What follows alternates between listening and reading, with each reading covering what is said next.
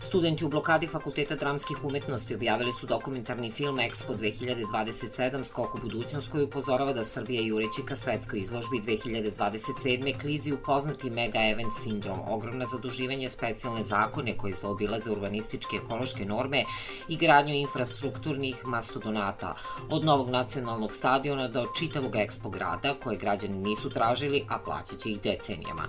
Iskustva manjih specijalizovanih izložbi pokazuju da se obećani razvojni bum često pretvori u dugotrajan teret. Španska Saragosa je nakon Expoa 2008. ostala sa računom od najmanje 700 miliona evra, dok su ekološke grupe već tada kritikovale betoniranje u ime očuvanja vode.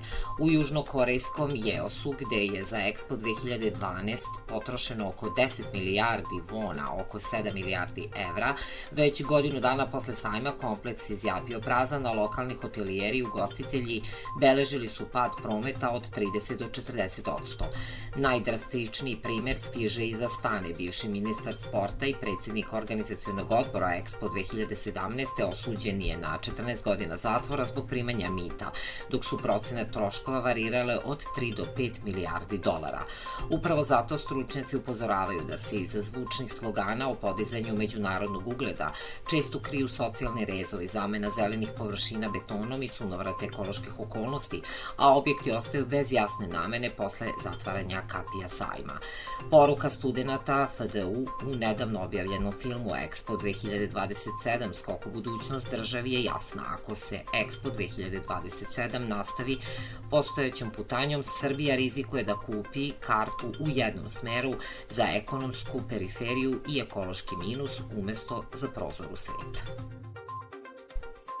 U 10 časova počelo je saslušanje prorektorke za finansije Univerziteta u Beogradu Zorice Vujića povodom krivične prijave koju je protiv nje podneo Mario Spasić, generalni sekretar Saveta za monitoring ljudska prava i borbu protiv korupcije Transparentnost. Vujić se tereti za zloupotrebu službenog položaja i nesavestan rad u struci. Pored nje na razgovor su pozvani i drugi članovi rektorskog kolegijuma, prorektor za nastavu Dejan Filipović koji će biti saslušan sutra, prorektor Nebojša Gojković i rektor Beogradskog univerziteta Vladan Đokić, a još nema informacija kada će oni biti saslušani. O ovim krivičnim prijavama, kako navodi Danas, pisao je i portal Politika krajem maja.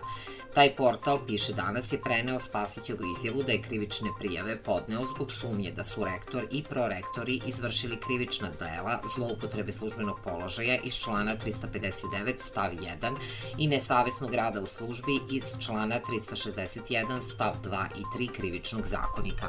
Iz dosadašnjeg delovanja i u krivičnoj prijavi detaljno opisanog vidi se da prijavljeni daju legitimitet studentima u blokadi, neidentifikovanim licima, a ne zakonito izabranim predstavnicima studenata, studentski parlament, studentske konferencije, omogućavajući da se uzurpiraju prostorije u političke, terorističke svrhe i da se onemogući redovan rad zaposlenih i nastavne aktivnosti za studente, rekao je tada Spasić, preneo je ovaj medij.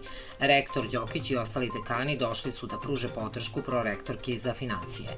Rektor Đokić već je saslušan u policiji, ali povodom druge krivične prijave koju su protiv njega podneli studenti koji žele da uče.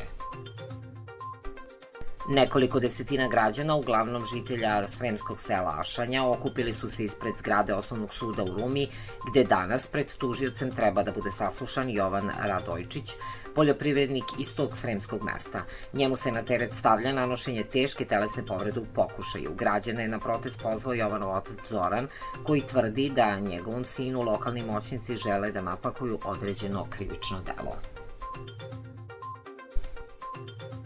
Trener fudbalera Partizana Srđan Blagojević rekao je pred prvi meč protiv Aleksandrije u drugom kolu kvalifikacija za Ligu konferencija da od igrača očekuje da budu hrabri, odvažni i drčni.